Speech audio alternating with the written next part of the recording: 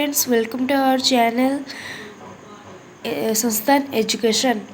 तो प्रथमे आज आम पढ़ा संस्कृतर प्रथम विषय भगवान महाबुद्धिमान। तेबे देख यार ये विषयटी कौन सब आलोचना करा जायछि। पंडित महाशयन सह गगन मार्गेण अगछत।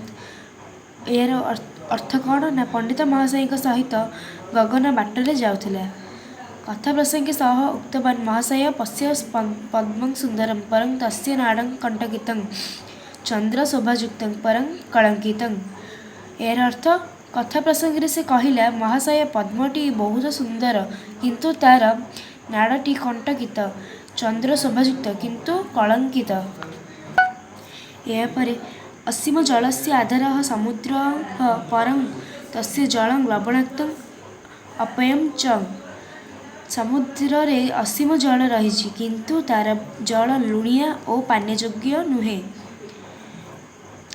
क्षुद्र कर्कारु लतायं बृहन्ति फलानि किंतु विशाल बटवृक्ष क्षुद्र फलानि।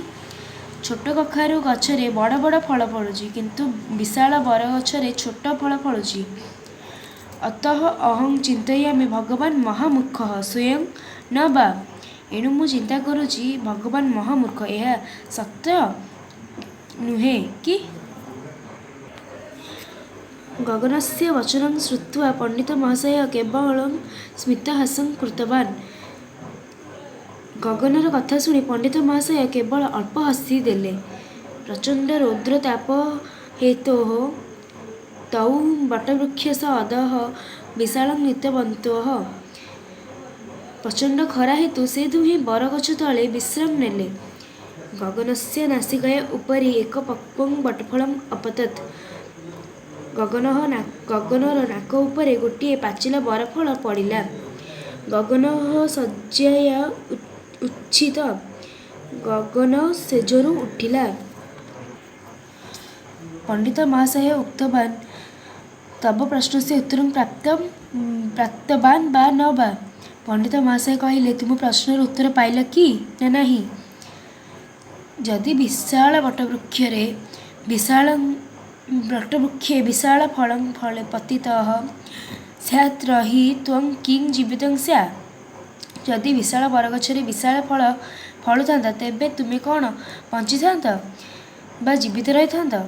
करुणामय भगवान महाबुद्धिमान। दयावतर भगवान करुणामय भगवान महाबुद्धिमान। दयावतर भगवान महाबुद्धिमान। ईश्वरस्य कर्मरहस्य न जानन्तं जे वृथा दोषारोपं कुर्वन्ति ते एक महामूर्खाः। ईश्वर कर्म रहस्य न जाने जो मैंने वृथार दोषारोप करती से माने ही महामूर्ख।